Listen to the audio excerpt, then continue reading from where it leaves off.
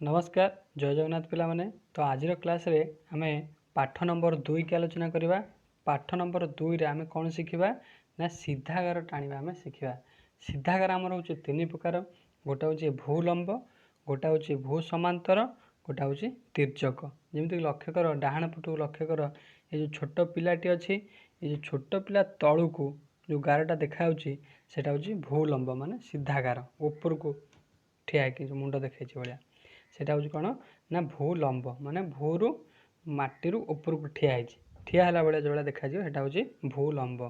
तापर ता तलू जो गारटा अच्छी सेटा हूँ कौन ना शोला भाया देखा हूँ भू समांतर माने माटी के लागिक जो तले शोला भाया जो गार देखा सेटा हूँ भू समांतर। तापर तिर्यक कौन ना ता तलू जो गोटा गार देख बंकालिया भाया टिके अच्छी माने तेरछेक अच्छी सेटा हूँ तिर्यक। बुझिपारनी तो यहाँ थी आम तीन टा गार, गोटे हूँ भूलंब, गोटे हूँ भू समांतर, गोटे हूँ तिर्यक है।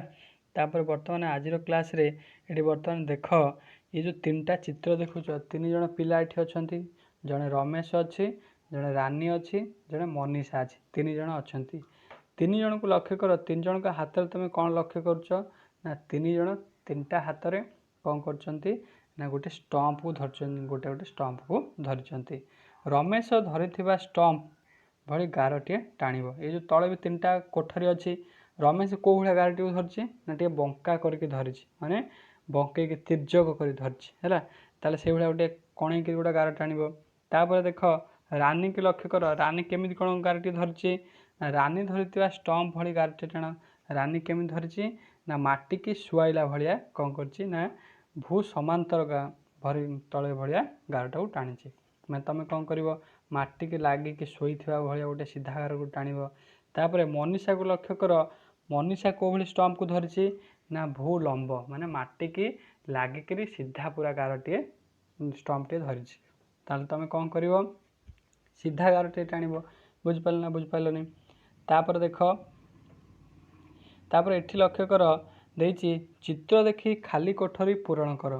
प्रथम चित्र को लक्ष्य कर, प्रथम चित्र कौन कौन ना भूमि उपरे शोई रही सीधा गार संख्या केतेटा अछि।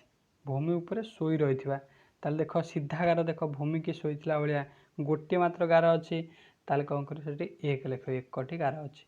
तापर कौन भूमि उपरे ठिया हो रही सीधा गार संख्या केतेटा अच्छी। देख ठिया है हाथ दुईटा को लक्ष्य कर, हाथ दुईटा हूँ कौन ठिया है सी है दीटा, तापर आउ गोटा सीधा अच्छी मझिरे लक्ष्य कर, ताले केतेटा गार है ना तीन टा गार है। बुझिपारना बुझिपारनी। तापर कौन भूमि उपरे तेरछा हो रही सीधा गार संख्या केतोटी। प्रथम तो गोड़ दीटा बाहर सी है दीटा, पुणी तलू दीटा बाहर ताले केतेटा होगा तेरछा गार ना चारिटा होगा। बुझिपारना बुझिपारनी।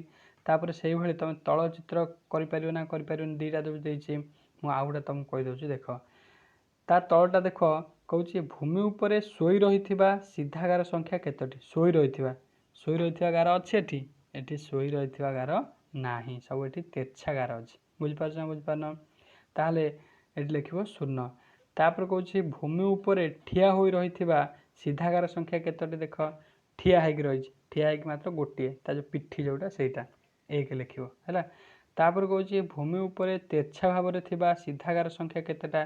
तेरछा देख प्रथम ता हाथ है 2 2 4, तापर एपट है 2 6, ता गोड़ हूँ 2 8, ता पाद हूँ 2 केते हूँ 10।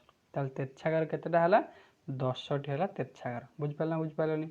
से भाया ये जो तल जो चित्रटा देता कर ना करदे है करके मत जनइब।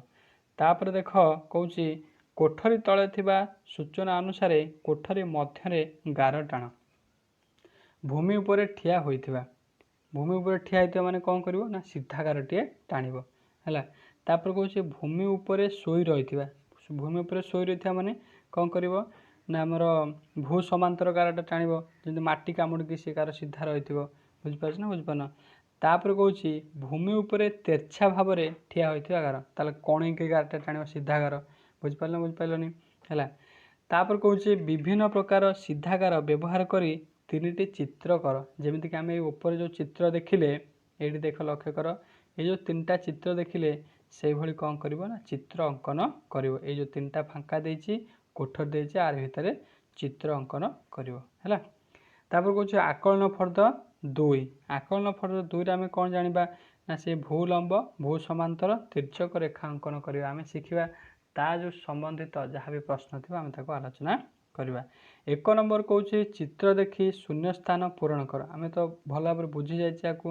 ପ୍ରଥମ କରେ କହୁଛି ଭୂମି ଉପରେ ଠିଆ ହୋଇ ରହିଥିବା ସିଧାଗାର ସଂଖ୍ୟା କେତୋଟି ଦେଖ। ସିଧାଗାର ଦେଖ 1 ପ୍ରଥମ ଇଏ ଲମ୍ବା ବାଡ଼ି ଦୁଇଟା ଇଏ ହେଲା 1 1 2 3 4 ତା ଭିତରେ 5 6 6 ଇଏ ହେଉଛି 7 8 ତାହେଲେ କେତୋଟି ଅଛି 8ଟି ହେଉଛି ସିଧାଗାର। ବୁଝିପାରିଲନି। ସେଇଭଳିଆ ଭୂମି ଉପରେ ଶୋଇ ରହିଥିବା ସିଧାଗାର ଉପରେ ଶୋଇ ରହିଥିବା ଗାର କେତେଟା ଦେଖ 1 2 3 4 5 6 କେତେଟା ଅଛି 6ଟି ଗାର ଅଛି। ବୁଝିପାରିଲନି। ତାପରେ 6 ଏପଟେ ହେଇ ଗୋଟେ 7 8 କେତେଟା ହେଲା 8ଟି ହେଲା 1 2 3 4 5 6 7 8 8ଟି ଗାର ଅଛି ଶୋଇ ରହିଥିବା ବୋଲି। ତାପରେ ତିର୍ଯ୍ୟକ ଆଉ ଯାହା ଯେତିକି ବଞ୍ଚିଲା ସେ ହେଲା ତିର୍ଯ୍ୟକ ଗାର। ବୁଝିପାରିଲନି। ତିର୍ଯ୍ୟକ ଅର୍ଥ ହେଉଛି ତେର୍ଛା ଗାର ହେଲା। ତାପରେ କହୁଛି 2 ନମ୍ବର କହୁଛି ତଳ କୋଠରୀରେ ଭୂମି ଉପରେ ଶୋଇ ରହିଥିବା ସିଧାଗାର 3ଟି ଅଙ୍କନ କର। ଶୋଇ ରହିଥିବା କ'ଣ କରିବ ମାନେ 3ଟି ଗାରକୁ ଅଙ୍କନ କରିବ। ଶୋଇ ରହିଥିବ ହେଲା ମାନେ ଭୂ ସମାନ୍ତର ଗାର 3ଟା ଅଙ୍କନ କରିବ। ତାପରେ କହୁଛି ତଳ କୋଠରୀରେ ଭୂମି ସହ ତେର୍ଛା ଥିବା 3ଟି ଗାର ଅଙ୍କନ କର। ତିର୍ଯ୍ୟକ ସେଭଳିଆ 3ଟା ଗାର କ'ଣ କରିବ ନା ଅଙ୍କନ କରିବ। ତାପରେ 4 ନମ୍ବର କହୁଛି ତଳ କୋଠରୀରେ ଭୂମି ଉପରେ ଠିଆ ହୋଇ ରହିଥିବା 3ଟି ଗାର ଅଙ୍କନ କର। ଠିଆ ମାନେ କେଉଁ ଭଳିଆ ନା ଭୂଲମ୍ବ ମାନେ ସିଧା ରହିଥିବ ହେଲା। ତୁମେ ଛିଡ଼ା ହେଲେ ଯେଉଁଭଳିଆ ଗାର ସେଇଭଳିଆ ଗାରକୁ ଅଙ୍କନ କରିବ 3ଟି। ବୁଝିପାରିଲନି। ତ ଏଇଟା ଥିଲା ଆମର ପାଠ ନମ୍ବର 2। ତାପରେ ନେକ୍ସଟ କ୍ଲାସ୍ରେ ପାଠ ନମ୍ବର 3 କି ଆଲୋଚନା କରିବା।